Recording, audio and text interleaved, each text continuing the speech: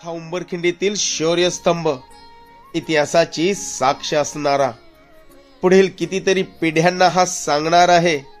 ह्याच ठिकाणावर इथेच माझ्या राजानं कारतलब खानाचा आणि त्याच्या 20,000 फौजेचा पराभव केला होता.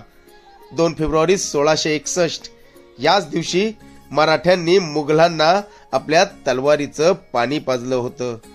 इथेच मुघलांनी शरणागती पत्करली होती आणि हे सारं काही ह्या अंबा नदीने देखील पाहिलं होतं.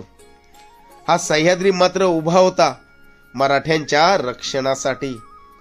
आणि इथेच मराठ्यांची अजून एक शौर्य गाथा लिहिली गेली, भगव्या झेंड्याची. जय शिवराय.